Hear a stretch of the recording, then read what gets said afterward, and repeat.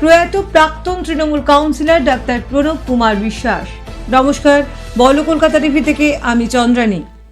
বুধবার সকালে আলিপুরের বাড়িতে শেষ নিঃশ্বাস ত্যাগ করলেন কলকাতার 82 নম্বর ওয়ার্ডের প্রাক্তন কাউন্সিলর তথা বিশিষ্ট চিকিৎসক। মৃত্যুকালে তার বয়স হয়েছিল 91 বছর। এদিন বিকেলে কেওড়াতলা শ্মশানে শেষকৃত্য সম্পন্ন হয় বর্ষিয়ান তৃণমূল কাউন্সিলরের। দীর্ঘদিন সতীর্থের প্রয়াণে শোক প্রকাশ করেছেন রাজ্যের মুখ্যমন্ত্রী মমতা বন্দ্যোপাধ্যায় ও কলকাতার মেয়র তথা পুরমন্ত্রী ফিরহাদ হাকিম। এদিন এক্স হ্যান্ডেলে মুখ্যমন্ত্রী লেখেন, আজ সকালে ডাক্তার প্রণব বিশ্বাস 91 বছর বয়সে শেষ নিঃশ্বাস ত্যাগ করেছেন। এই খবর অত্যন্ত বেদনাদায়ক। তিনি একজন বিশিষ্ট সমাজসেবক ও স্বনামধন্য চিকিৎসক ছিলেন। 2010 সাল থেকে 2018 সাল পর্যন্ত তিনি কলকাতা পুরসভার 74 নম্বর এবং 82 নম্বর ওয়ার্ডের কাউন্সিলর ছিলেন।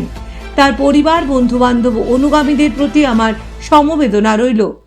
নিজের এক্স হ্যান্ডেলে মহানাগরিক ফিরহাদ হাকিম লিখেছেন, অত্যন্ত দুঃখের সঙ্গে জানাচ্ছি আমাদের দলের বর্ষিয়ান নেতা এবং চেতলা অঞ্চলের 82 এবং 74 নম্বর ওয়ার্ডের প্রাক্তন কাউন্সিলর ডাক্তার প্রণব বিশ্বাস পরলোক গমন করেছেন।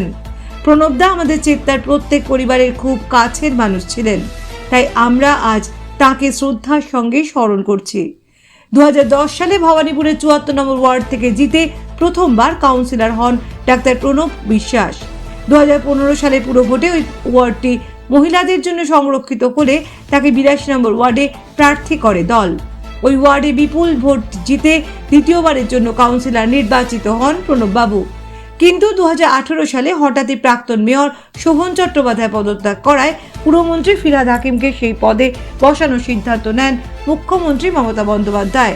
কিন্তু তখন ফিরহাদ নির্বাচিত কাউন্সিলর ছিলেন না, তাই মেয়র পদে বসার 6 মাসের মধ্যে ভোটে জিতে কাউন্সিলর হতে পারবেন বলে বিধানসভায় বিল পাশ করিয়ে আইন আনা হয়।